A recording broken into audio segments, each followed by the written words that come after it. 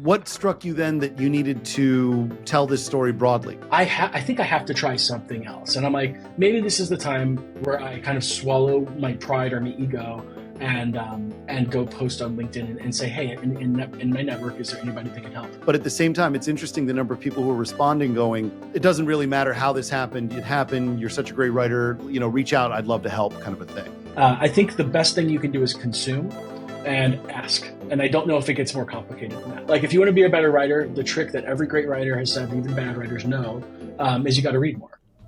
Welcome to Building Value. I'm Jason Nellis. Have you ever posted on social media and it went viral and you kind of didn't mean for it to go viral? Now maybe you've got some problems you didn't anticipate? Well, that's the topic of conversation with today's guest. I'm chatting with Ryan Crow, who's the former head of community and marketing for Shortboxed. Shortboxed is a marketplace for curated and authenticated comic books that people can buy and sell freely. And Ryan was an integral part of the early formation of the company. Although I should note, he wasn't actually technically a co-founder. And that's really important to the story later. Ryan's LinkedIn post about being let go from the company lit a fuse that he didn't anticipate, and it kind of exploded, with users having strong opinions about many different facets of the story, and a lot of them also trying to turn his former CEO into a kind of villain. He and I talked about the genesis of the post itself, how it exploded overnight, what the aftermath was, and what he's doing now with his job hunt and career.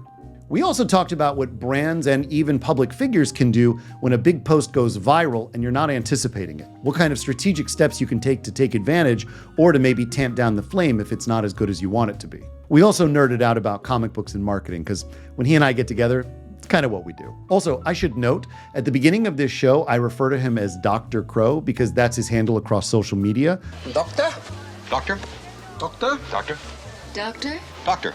Doctor? Doctor? It's kind of our shtick. If you like what you watch and hear, please be sure to like, subscribe, leave a comment, leave a review. All those things, they matter a lot. And with that, here's Ryan Crow. Dr. Ryan Crow, welcome. Good to see you. I'm sorry, not doctor. Are we at Dr. Emeritus now? I don't know. It's hard to know titling sometimes. We're Dr. Emeritus in Residence, Nobel Laureate, Ryan Crow. In perpetuity, PhD, yeah. LSD. Got it. Okay. LSD for sure. Yeah. Obviously. Good to have you. Thanks for joining. A lot going on in your world these days, man. You got, you got some stuff happening. You want to give everybody a quick sort of rundown on your background and sort of help set some context for why we're chatting today? Sure. Well, lots going on and nothing's going on at the same time. It's one of those paradoxes of, the duality of existence. I think my background is generally I'm a marketing a veteran marketer. I've been doing marketing for about 12 years. In school, that's not what I studied. I wanted to be a foreign intelligence analyst. I wanted to be a professor of Russian at one point. Crazy background, but I ended up becoming this is going to be a sentence that you probably won't hear very often for good reason, and some bad reasons. I was a Google Plus influencer very early. Hold on. Yep. I didn't know that was a thing. I'm discovering this on the fly. No, I thought you knew this. I did not. First of all, I didn't know that there were Google Plus influencers, and I really didn't know that was something you held a title in. Yeah, a ton of people knew, and then nobody knew. Again, one of the duality of existence kind of things. So let me define it then. So when Google Plus first launched, there were a few users who came on very, very early via internal invites. I got one through a friend in college, and effectively they had sort of the run of the network until they opened it up for everybody. But one of the things I did, I was already doing social media in grad school when I had joined, as sort of a part-time job. And I was like, this might be a good place for me to sort of make my stake and develop something here, because this is a new social network. Google's doing it, so there's opportunity for success here. And so I did it. And so I basically said, okay, well, how is Google actually connected to the rest of the world? And I was just thinking about the opportunity that I had. And I'm like, well, everybody looks up things on Google. It's, it was 2012 when this happened, 2013. And I said, well, if everybody's looking things up on Google and there's business profiles associated with these other social networks, I think that there's probably some sort of coalescing about to happen, and Google will probably bring everything in. So Google Plus will be sort of the general hub for a person who goes onto the internet. So I said, well, if that's going to be the case, people need to know how to use this. Not just people, but people with businesses. And so I started opining very openly and confidently as somebody who had not had any background in marketing, pretty much, about how to use Google Plus as a platform. And so that included saying things like, you need to learn how to optimize your business profiles, which had not existed yet. I just assumed they were coming. They did. Um, you need to optimize your business profile for location-based searches so people can find your brick and mortar store. If you're an online store, this is how you can put this here. Now, here's how you need to be interacting with people. There's a real opportunity to engage with people who will be using this platform for the first time because it's a new social network, and they'll have the regular user will have more of an investment towards figuring out how to engage. Whereas on the other social networks that had been out for a while at the time, Facebook at this point was, I don't know, 10 years old. Not quite 10 years old, but people had already come to sort of take for granted the connections and sort of the ways that you need to communicate on those platforms. And also they became aware of how marketing worked on those platforms. And so then person to business communication is Yeah. became very stilted quickly. I think it's Yeah. pretty obvious. It's still that way, of course, not on Google Plus because it doesn't exist, but on social media in general. So anyway, Google and me and a few other users were doing similar things. Somebody was like, "Here's how you build a community. Here's how you meet new people. Here's how you use Google Plus's feature set." And that was the how to use Google Plus for business. So Google reached out and they were like, "Hey, you're killing it. We're going to put you on our suggested user list." Now, suggested user list had already existed as a concept at this time on Twitter and that kind of thing, where you follow cool celebrities or whatever. Google Plus was like, we want celebrities and we want actual people. And so they put me on. And so everybody who signed up for a Gmail account in 2013 had to follow me. That's a lot of people. It ended up being around 600,000 followers. Now, most of those people never actually saw me. They just had me in their circles, which was the the grouping title. But it was like me, and then like above me in the suggest user list was Snoop Dogg, and then below me was like Mark Cuban and Sure. Will I Am of the Black Eyed Yep. Peas, and then it was crazy. So that actually, I used that to actually start my career. I said, look what I've done. I've got this giant following. Um, and that's how I went from doing Russian and ancient Russian studies to my career. Well, first I want to call it. This is probably the most anybody's talked about a Google Plus in at least a decade. So I think Yeah, we've accomplished something right there. Yeah. yeah, I'm getting money from them right now. Oh, no doubt. I'm sure Yeah, all 9 cents. yeah, that's right. But I do think that sets a really good tone for what your career ended up being. I mean, from there, you were, marketing at Twilio. You were at Sutherland Gold, which is one of the premier marketing firms in Silicon Valley, which is where you and I met, launching Unboxed as part of my work at Packaged. You basically, you've been around the block at a couple of different companies. And then most recently, I'd love for you to talk about, sort of where you were most recently and what happened there and what led to this big LinkedIn post that sort of has been a big trigger for you. So recently, I had met a couple of buddies at Twilio, and we started a blog, and it was a comic book blog. And this is about 10 years ago now. And we used this blog as a way to get into comic book conventions for free, because if you had a blog back then, they considered you press, you get press passes. I didn't have to pay for any comic conventions. Pretty sweet deal for me. But my buddies I had just come out of grad school. I was in tons of student debt. I had no like money to my name really. I just moved across the country to San Francisco, gave up all my belongings. So anyway, but these two buddies of mine had been in their career for a while and had sort of personal wealth, and that they were like, okay, well, we've taken this blog. Why don't we keep moving it forward? And so we started going to all these conventions.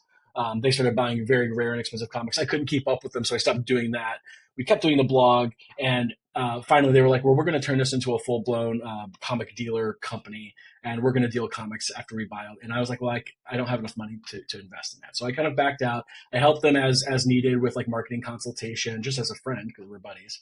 And then 8 years later, they turned it into, I guess 7 years later, they turned it into an app called Shortbox, which is where I was recently.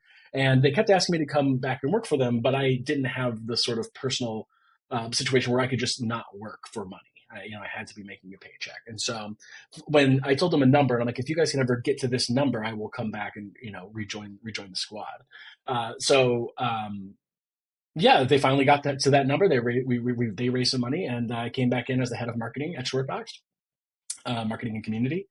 And yeah, and then I've been working here for the past 3 years. It has been, before I launched into the negative aspect of it, it was a dream come true. I got to work on my own thing. I got to work with my buddies. I got to talk about comic books every day. Look what I got going on here. It's just something I'm super into, and it's an experience and an opportunity that most people, I would imagine, don't get to have. I got to be my own be my own boss, and make my own way, and sort of I got to set the strategy, and I got to do all things professionally that I wanted to do, and personally I was able to marry those two things. Now here's what happened.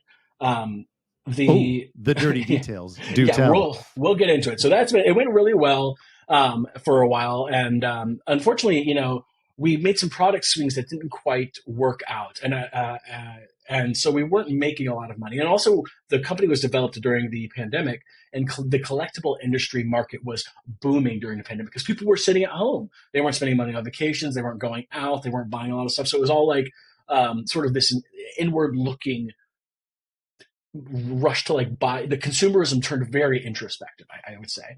And so collectibles, people started buying tons of collectibles. So the first year or half year of shortbox was massive because tons of people were buying comics. Very expensive. The market was crazy. People were investing in comics, and people were spending more than ever on rare and graded comics like these. So the trajectory, their projections for how the business would grow was based on what would turn out to be a flash in the pan um, era of success. Now, the industry continued to do well, better than it had before the pandemic, but nothing compared to the heights of the pandemic. So that really affected the company's um, growth trajectory. And I can't probably talk too much about it. The company's still going, but anyway, that's the situation I found myself in. Right. So what you're speaking to, though, is I think the same parallels that a lot of other companies. I mean, this certainly happened while I was at Meta. A lot of folks invested in technology directions and product directions that felt as if they were the obvious next step, in a post-pandemic world. Huge investment in live from most of the platforms that we are still on day to day, as well as audio, right? Rooms and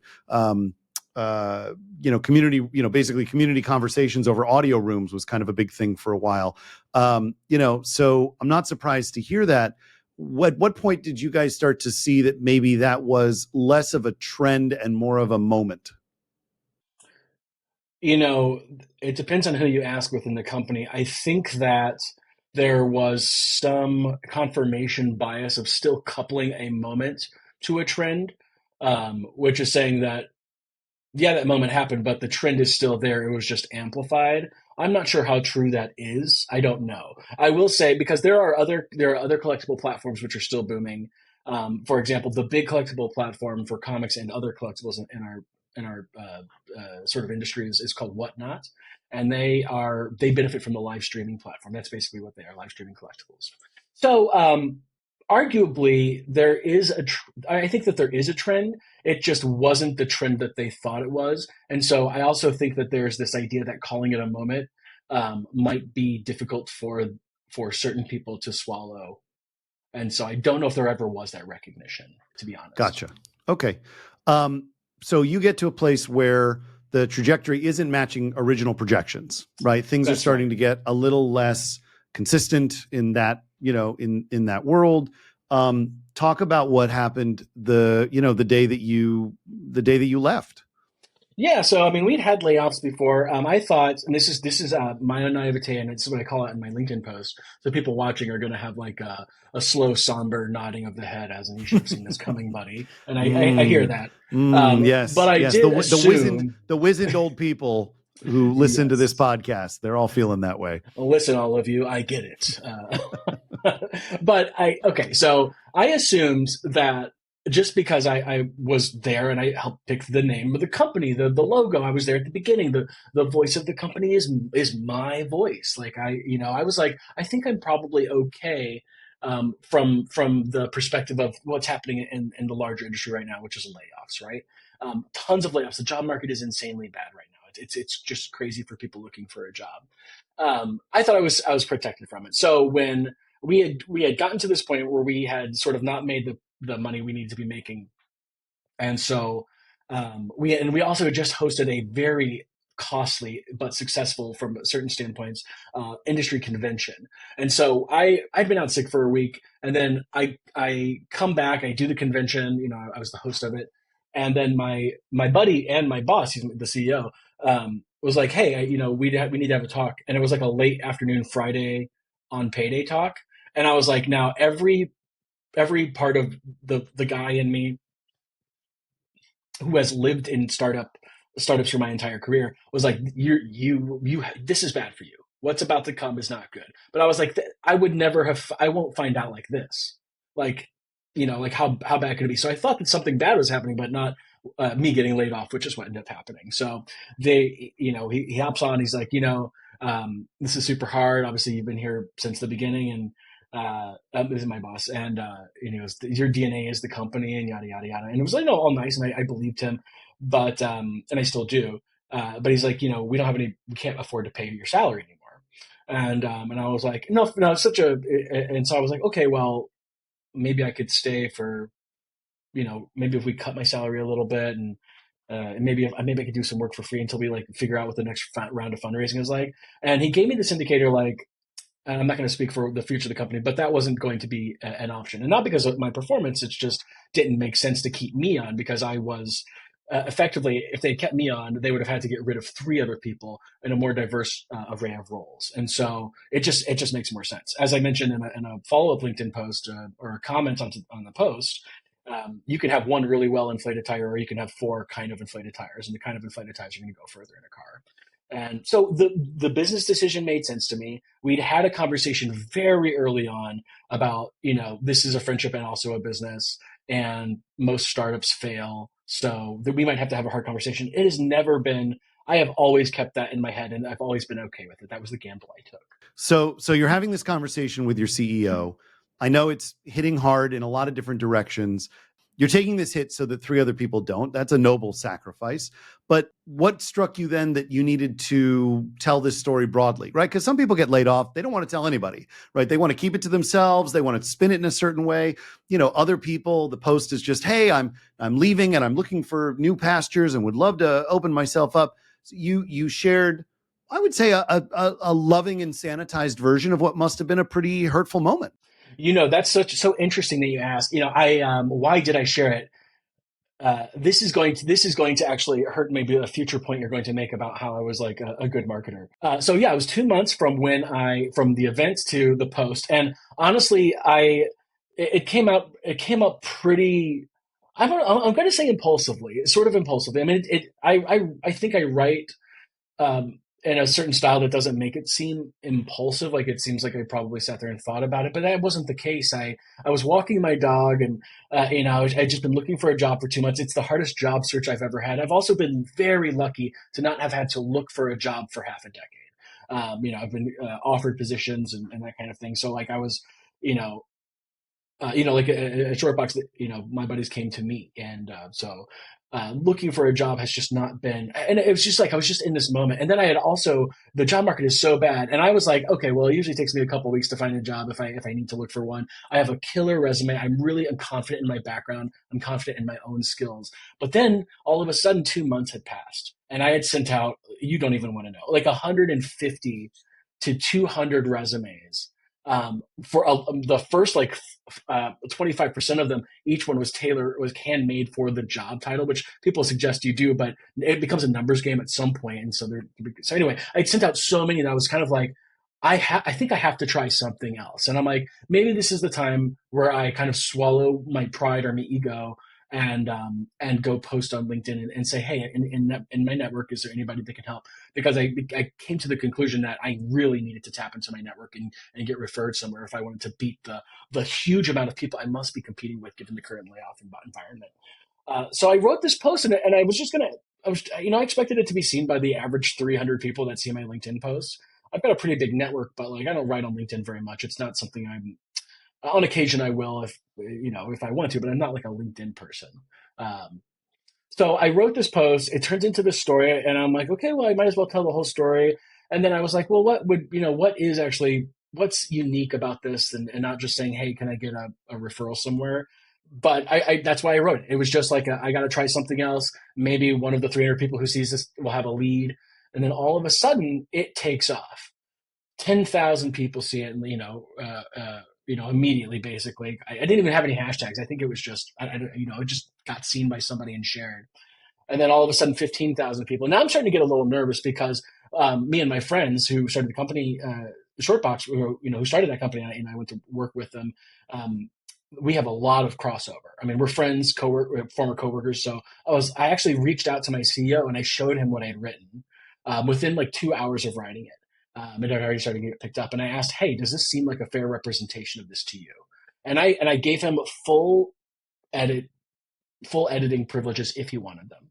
He read it, said he agreed with what it said, and what gave me his blessing. So, I mean, it is much more collaborative. I mean, when you start reading the comments, I think a lot of people think that, um, they're really trying to find a villain, right? I think it's much easier if a story has a black and white villain, or, a very obvious villain, and there's good and evil. And it just wasn't the case. And I tried to make that obvious in my story, but that's not how people operate. That's not how people want a story to go. Well, there's a couple of unique aspects to it, and I really encourage everyone, if you haven't already, pause the playback here and go read the post. I'll make sure it's linked everywhere.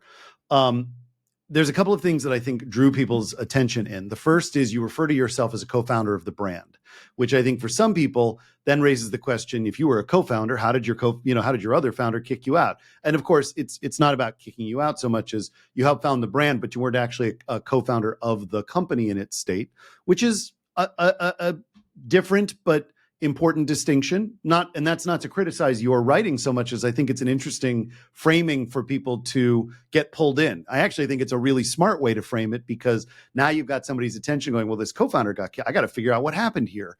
And you're right. I do think that people are often looking for a villain. If you look through some of the comments, they're definitely trying to vilify your former CEO, your friend.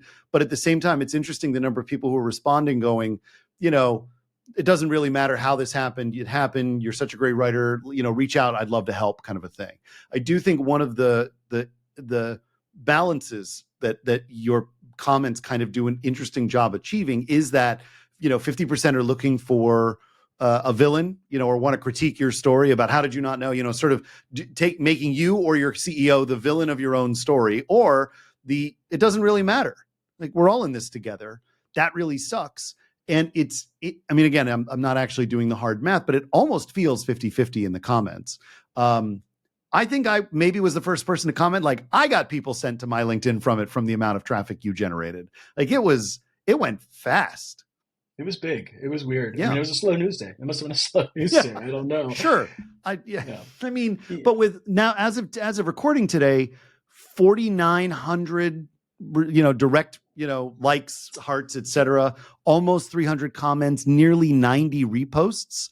I mean, from the internal analytics, it's reached almost 800,000 people. I mean, so it's a big one. That's viral, if there is a definition of viral. I think so. Now that you've had a minute to sort of, separate from that, was the day it went viral fun, overwhelming, scary, frustrating? Like, what would you say your emotional state was that day? I'm going to be honest. I wrote a follow-up post and I kind of explained some of this if people are interested. But for the folks just listening, I was extremely embarrassed. There are people in the world who need more help than I do. I'm comfortable financially. I've got a great profession. I've got good friends. I've got a supportive partner. Nothing is going to happen to me. I mean, beyond the temporary lack of a job, but nothing's going to happen to me. And so I was like, there are people whose stories should absolutely be being told instead of mine. And after, I still believe that. So that embarrassment remained, but also I was also embarrassed because the one thing that a lot of people are ever going to know about me is that I failed very publicly, and I was sad about it. And they'll never think about it again. And do I care about what those people think long term? I don't know. But I would have much rather some version of the good things I had accomplished beyond a well written post had reached those people. I wish a marketing strategy that I'd come up with. I wish a campaign that I'd worked on had done that. So that was my initial thought, and then I was like, okay, well, now I have to work really hard to be on top of this narrative because I'm not the only person affected by it. I have my friends, I have whatever future job I'm going to have, I have my past, if people decide to look into it. So now I'm thinking about, again, I'm in comms and sort of PR and marketing. So my head's like, what is the worst thing that could happen? Now, I started answering questions and I started being very honest and transparent, authentic as I could be, because I knew now that I had a brand that I had to live up to. And because I'd sort of established one for myself overnight. I mean, it's me, but also there's a lot of other sides of me that are not in there. I'm a comedian.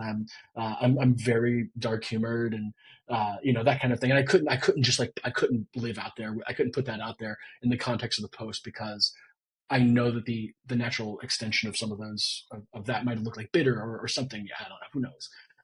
So anyway, embarrassed first. Then I went into sort of a detached a control mode of like turning into marketing. Like, how am I going to brand myself? How do I keep this going? How do I continue to look good without looking like a complainer? Because I had to worry about my future jobs. I knew people would see it. And then I don't know if I was ever excited. I got some inbound requests for interviews, which was great. I already got more than my 150 to 200 resumes did. So that was really nice. People, when they look me up now, talk about it to me in my interviews and that kind of thing. Several people reached out for a podcast. Business Insider wanted to do a story about it. So it's now it's kind of it did become a little overwhelming, um, and now it's kind of died down, and I can kind of just do what I'm going to do with the attention that I got. And yeah. I think that's healthy. I think there are some people, the immediate viral nature of the Haktua girl comes to mind, which is not a sentence I thought I would ever say.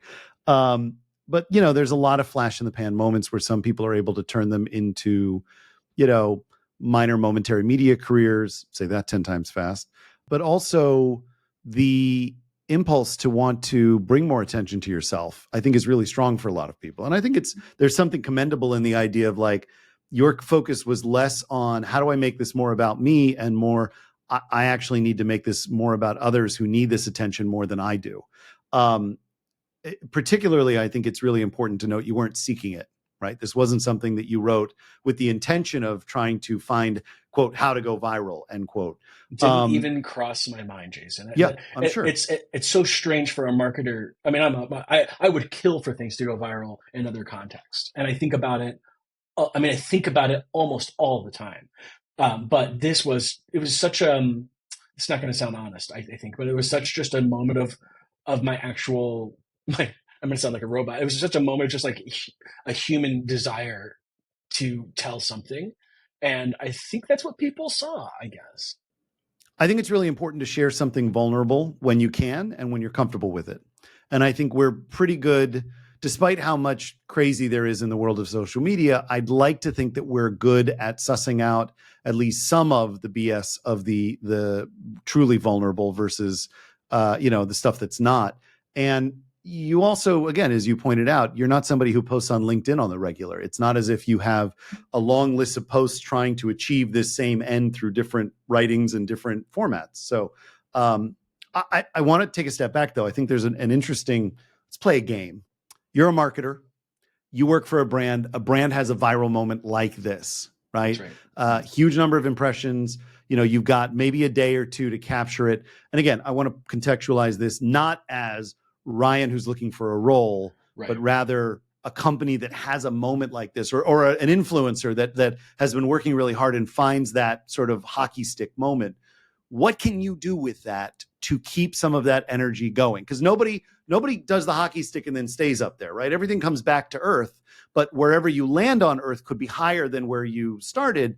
How do you find that new plateau that's larger, higher, better than where you were at the first place?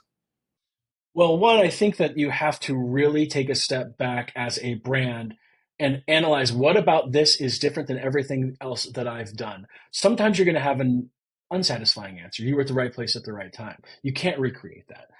Since you can't recreate some of those conditions for virality, you just have to say, okay, well, what about this did work? Now, you might actually find that this would have worked for your past post if they had been written at the right time or whatever, or you had done something. But what I think the new thing that you have as a brand is the response itself. going through the comments, where it was shared, how it was shared, what was added onto it, and collating that information and synthesizing it and being like, okay, what does the data say about the success of this? How can we continue to reach out to people who got the message that we liked? And what messages did we learn people wanted to hear? And what did we find out people didn't like? Now all of a sudden you can start to develop a strategy. You've got the resources, you've got the information, and if you want to continue making that hockey stick stay up, you have to find those things and continue to develop for those, for whatever you discovered. For example, in my post, people wanted a human moment. Um, uh, so I did follow it up with a post in order to get some eyes on it. Hey, I know you liked my human moment, but there are other humans that need help too, and I think you should really be paying attention to them. So my strategy was, okay, well, if you like this human moment, here's more. Here's more of that for you. Um, and I honestly think it's not that. I don't think it's that difficult to have a follow up to a viral post. You have to expect that it won't happen again. You have to. That can't be the goal. It has to be give people what they wanted, and they told you what they wanted. If you over engineer it and if you try to force something, I think that's when people, not only will you turn off the people that you saw sort of generally, I think that you can also have people turn against you, which is different. They'll and instead of championing you, they'll vilify you. Hey, how dare you use this moment to do this? What heuristic do you use to make sure that you're not latching on to the wrong aspect of a viral moment? Because I know that there are some people in some brands who will look at a viral moment and they'll just try to Xerox it, and then of course it gets, as if you Xerox the same document over and over again, it gets distorted and it doesn't copy, and you're not really getting brass tacks. You're sort of getting a very thin view, a thin reproduction of the original thing, and nobody's going to be interested in that. So do you have a kind of framework that you use for identifying what aspect of moments like this might be worth latching onto versus we're getting signal here, it's 800,000 to your thing. Like, do you latch on to something like 800,000 impressions? Do you latch on to the 88 shares? Is it even is it analytical or is it emotional? Like where does the bullseye land for you? I think for me it's more emotional than analytical. I mean, I do incorporate this is for me for my post, for example. I am analytical by nature. The post was probably informed by my marketing background. I mean, that's part of who I am. So I think even in sort of my not deliberate attempt to make it happen, I still probably utilize things that I know are good parts of social media stories just as a natural inclination. But for brands, I do think you have to be analytical. I mean, if you really want to use that to accomplish whatever goal you have. So, if I think it's just, okay, we've got this moment. What KPIs do we want to keep increasing? What did we like the impressions? Did we get more downloads of the app? Did we get more mentions? Did that lead to more, downloads of the app? Did it lead to better user retention? Did it lead to more sales? Yada yada. You find the KPI that's important to you, and I think you have to be analytical about it.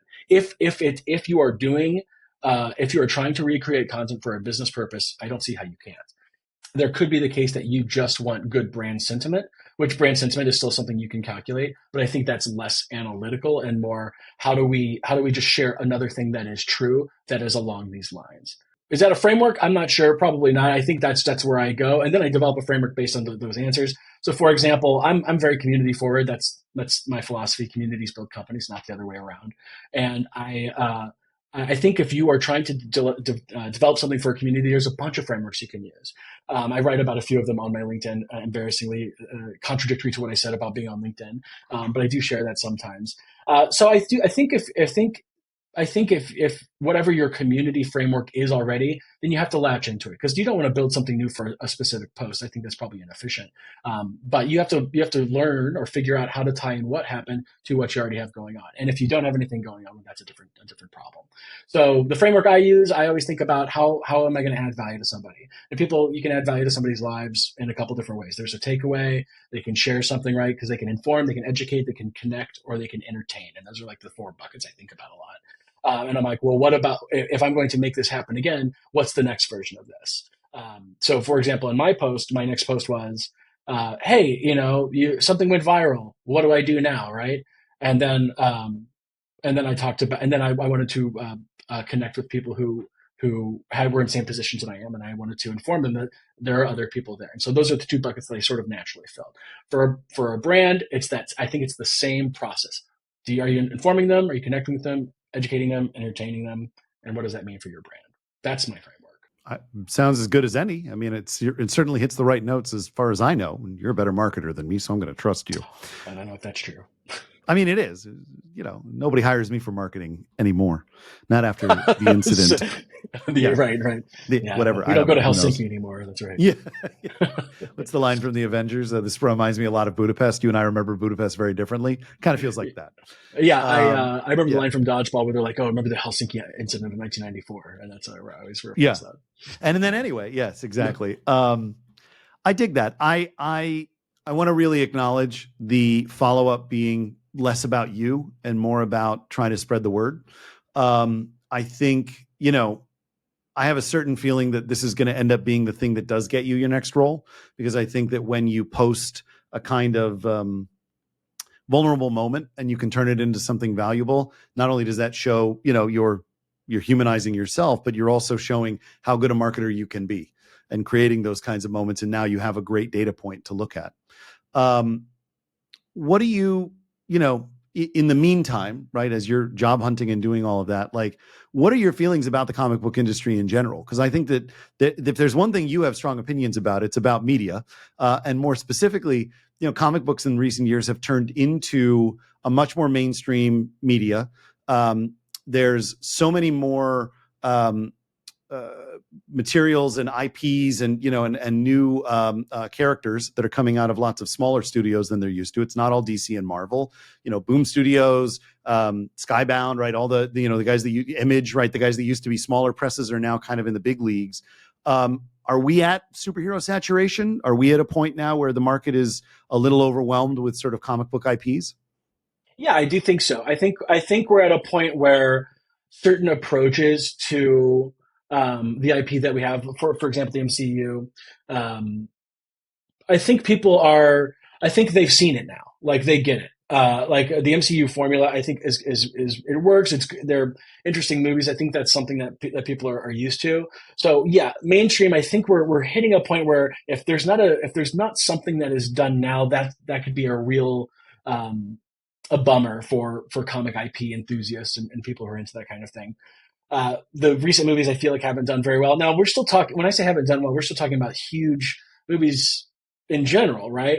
But I do think that now we are going to experience what media gets when there's too much of something. And so one of my favorite things to think about here is like in the 80s, rock and roll, right? Rock and roll had turned into this extremely bombastic theatrical production, right? There was, think of Kiss, right? Bon Jovi, the big hair, and then like Twisted Sister, White these Snake, crazy Whites, exactly. And so the response to that was grunge music, right? Arguably, we could even talk about punk being a response to the glam rock excesses of the 70s, right? So we've got a couple of things that start happening. I think there's precedent here for comic books, right? Yeah, we're getting these giant movies. I mean, the Avengers are the biggest movies on the planet, right? But what comes out of that? Is there a stripped down version of that really appeals to people more? And I think that is where we're about. If the cycles are similar, I think that's what we get. Now there's examples of successful smaller versions, indie versions, grunge versions, punk versions of comic book movies that have come out in recent times that speak to that, but not sustained success, which I think is what we would get to, right? So for example, there's a movie called Super starring Rainn Wilson and Elliot Page. And it is a deconstruction of what would actually happen if and it was released in like 2007. It's an older movie, but maybe a little later. It was a response to these big movies, and it's a deconstruction of what would happen if somebody actually tried to become a Batman, and sort of what kind of person it would take to do that, and then what would actually happen if they tried to take on a room full of gangsters and that kind of thing. And then you start getting, what are some recent movies? You get the indies that are like, there's a movie called Kick-Ass, which is a sort of an off brand, and it's still very grounded. It's funny. They get to explore more character stuff as opposed to like indulging in the action of it. So yeah, I think that you can even start to pick out the beginnings of the response. Now, again, what I think happened with punk, what I think happened with grunge, what I think happened with the stripped down sounds of sort of folk rock in the early 2000s. I think that's what we're going to start seeing in the comic book world. Now, as for comic books themselves, hard to say. Comics are a physical media. Very, very hard to sell those to people. I think the comic industry is slowly, they are a giant, sort of this colossus now, trying to adopt this new technology. So I think you'll get more like online comic books. But I do think that comic media has a real opportunity to take advantage of the current situation. And I don't think the window is going to be open for very long. Well, I think there's, I agree with you. I mean, I've been a fan of web comics since, I was in college 20 years ago, and there are some that have maintained and others that have fallen apart, and, many in between. I'll call out specifically because I try to do this every opportunity I can. If Brendan Lee Mulligan is ever listening, I'd really love for you to finish Strong Female Protagonist, which was a web comic he started before Dropout turned into a thing. It's never going to happen, but a man can dream. But I do wonder if there was some groundwork laid by others that the comic book industry is now finally going to start to utilize. Interestingly, though, I was a comiXology reader for a long time. Reading on a Kindle, reading on an iPad doesn't have that same feel. There is something about a physical comic book. There is something about, and in the same way that like there's some people who will still go to a Barnes & Noble and pick up their favorite book versus I'm perfectly happy to grab it on a Kindle because it doesn't have that much emotional meaning to me for most books. There is that sort of distinction, right? Do you find, again, I can see it in your view, right? As an actual comics collector, do you feel that there will always be the printed version, or do you think that eventually the industry is going to have to go full digital? I think physical media will always have a place. I mean, think of records.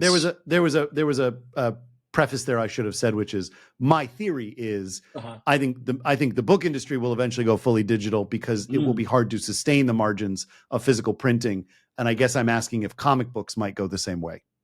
I can't imagine comics being totally digital. I mean, that might be a failure of my own. I mean, yes, I can imagine it. I mean, yes, anything can be digital. I think that there is something about going to a comic book store and grabbing a comic book and holding it in your hands and showing it and handing it off to a friend that is so intrinsic to comic collecting. Comic collecting is comic reading is more than just reading. It's sharing, I feel like. Now, I am predisposed to believe that because I'm an extrovert. I love community. That's my entire career. I did that because I'm good at it and I find value in it. So I don't know. I think, again, we can sort of look at comps, right? For me, music is always a good comp because I know a lot about music as well as comics. And I think that there is not really a going to a concert version for comics, right? Maybe a Comic-Con. Maybe that would be close. And at Comic-Con, they sell stuff, and you walk away and you get to show stuff off. I think it is a tactile hobby. I think it can be non-tactile digital. Of course, I have a garage full of comic books. I can't take them with me on an airplane, so I also have a Kindle as well. I think that will complement that. But will it ever be totally digital? The answer is probably someday when we run out of trees. Or the ability to recycle. Which is a bigger problem anyway. Yeah. right. It's a whole different thing. Yeah. But records, right? Music's been around for a long time. People have been collecting records since the phonograph. They're still out. They're making a comeback, and you see resurgences. That's a perfect counterpoint. I actually had not considered that. The vinyl resurgence. You go to the Barnes & Noble here in LA near me, there is now a massive display of every modern album and everything basically that's been released in the last 30 years. It's all vinyl now, right? And I don't know how many people have a vinyl player, but I think it's interesting that we're finding as things get more homogenized, there is that push towards physical media for music. Perhaps there is a version of it for books and comic books I hadn't considered. I like that. That's fair. Well, I think all media movies are a little different because movies have never been something you can really hold. But film holding film is not experiencing a movie, and I think that's the vital difference. Sure.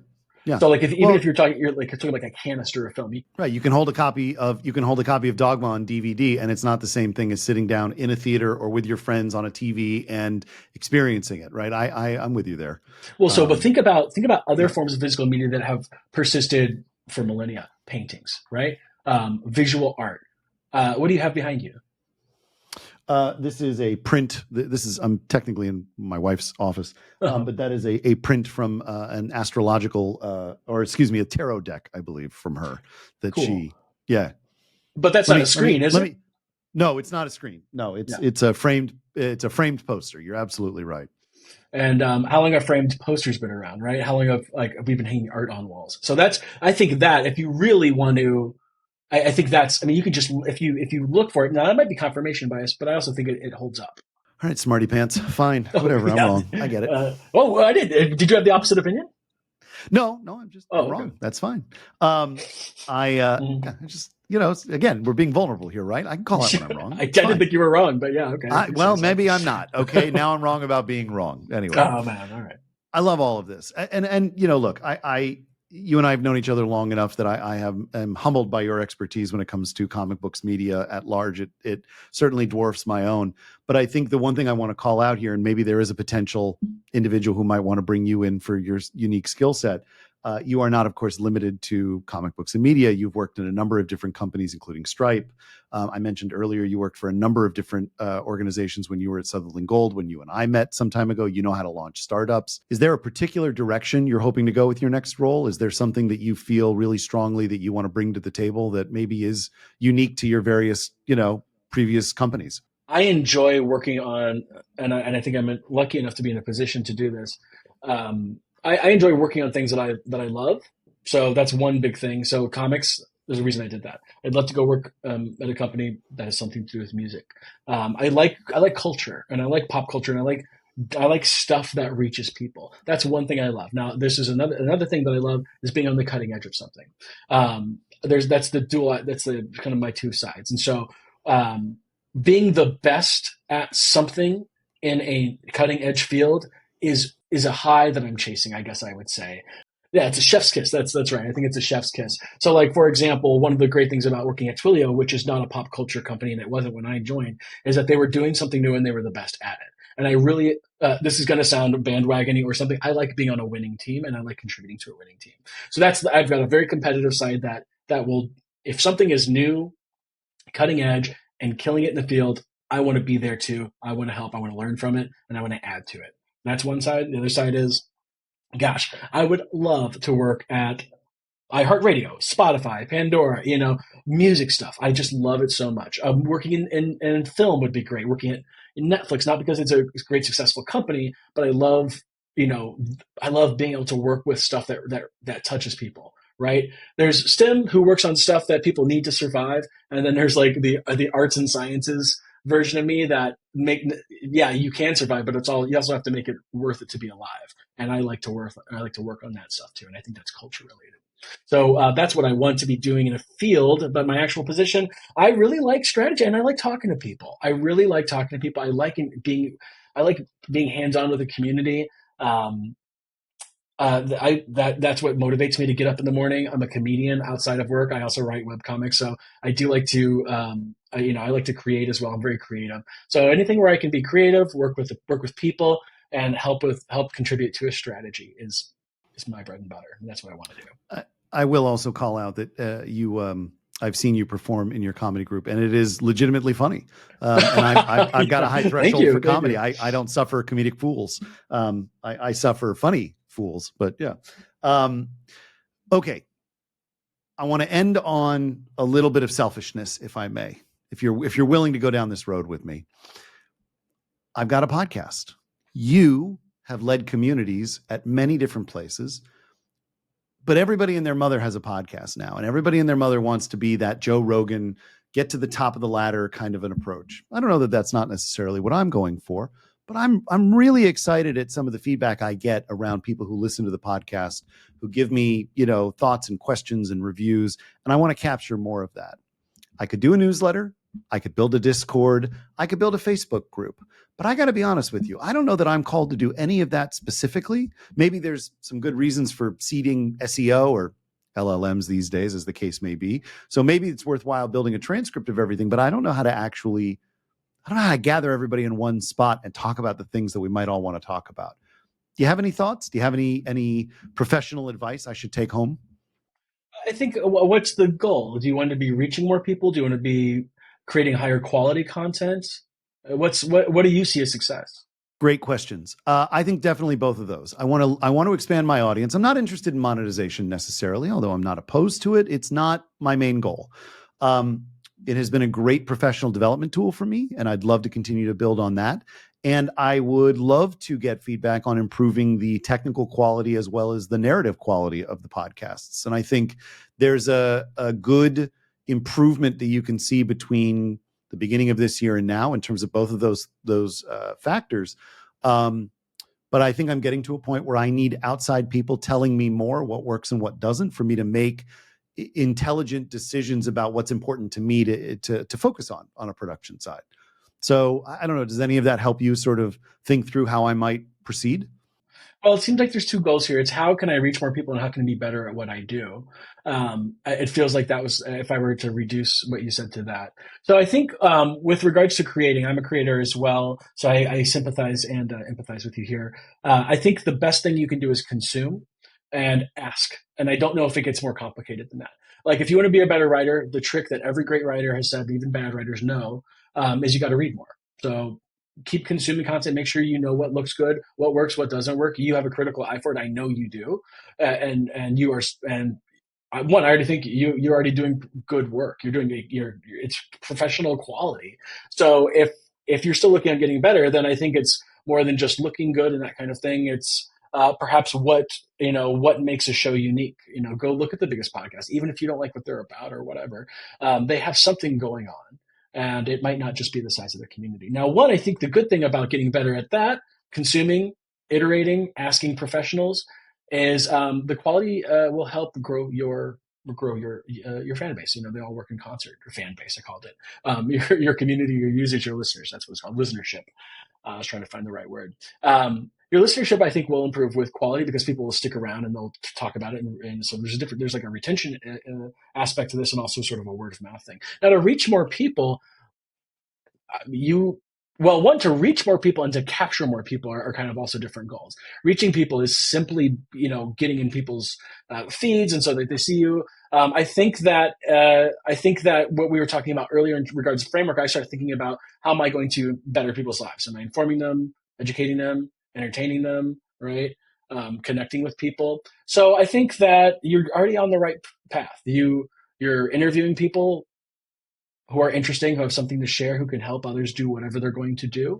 I think that's really important. I think you just got to stick with it. Sometimes it takes time. And I think if you want to continue to stay on top of mind, I don't know if I have any advice that you haven't already said. I think it just requires you to do it. Make a Substack, ask people for what, you know what I mean? Like start a newsletter. Like one of the nice thing about having this much content is you can have it transcribed and you can repurpose it. And I don't think you have to always start carte blanche with your content. So maybe that's better. But I do think it's going to take work if that's what you want. Ugh, Yeah. work. Do you Boo. know? I think you get. Boo. I don't think I'm telling you anything new. I think sometimes the answer is, hey, you've got a good thing. You just have to do more of it. Yeah. Well, it's very generous of you. You know, I'm always looking to ask the question because I think it's important for me to, again, we were talking earlier about the importance of vulnerability as it pertains to building something. And I got to be able to ask the question and take the feedback. So I appreciate that. Well, Jason, I mean, the nice thing is Yeah. you've got a great professional network. I mean, the you've already got highly qualified leads when this is so marketing now. I guess that's what you asked for. I felt It ridiculous is. about it, but He's figured it out, folks. He knows what I'm yeah. doing. But you've got highly qualified leads in your network. I think the people you want to reach you've already built out the social network for yourself. I think a lot of the work that you think you have to do, you've already done. And also, I think that is probably not what you want to hear because that insinuates that where do I go from here?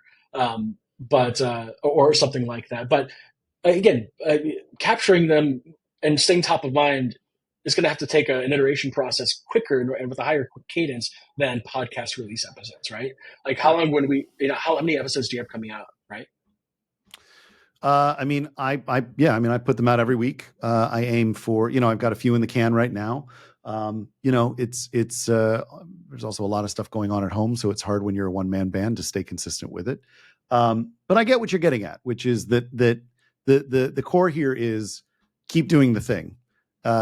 once you built the right foundation, as you've generously suggested I have, then just keep doing it, and it will iterate over time. I'm going to pull back the curtain here and go, well, that was really nice for me. The point of that was to also show prospective future employers how you think analytically and how you give advice and how you coach people. And hey, now we've got a great little clip to end on that you can reproduce on your LinkedIn page for future generations to come. Now I've got content to repurpose. Well, I will also say, just generally now, if that's the case, there are trends that you can follow if you really wanted to work hard at creating content. If you wanted to make short form content, put it on TikTok, or if you wanted to put it on, YouTube Shorts and develop a sort of YouTube SEO, which is the second largest search network in the world. Those are actual tactical things that you can do. But the strategy, producing high quality content that will help people, you're already doing it. I appreciate it. All right, my friend, it has been a pleasure. Thank you so much for joining. If folks do want to reach out to you, if they want to engage, or maybe they want to follow you on LinkedIn and see how the adventure goes from here, what's the right place you want to send them to?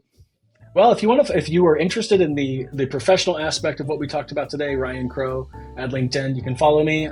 I as I mentioned in my post, I have a pretty Spartan existence on LinkedIn, but I do post things that I find helpful. I do post community forward, my approach to my community marketing programs and marketing in general, and sort of my thoughts on that I think are a little different than what other people do, because it's not aspirational. I intend to include what my logic is and takeaways in every post, just so you're not walking away with something you can forget if that's what would happen. Because you hear so many stories on LinkedIn, I think that it's easy to just file them away. So Ryan Crow on LinkedIn. I look like this. That's my profile picture. And if you are interested in some of my more creative endeavors, if you want to follow me on Instagram at Dr. Crow, spelled out DOCTRCROWE, that's where I would follow me. Awesome. Well, Ryan, thank you so much. It's a pleasure as always. I hope we have you back on soon with an update. Whenever you want. I appreciate it.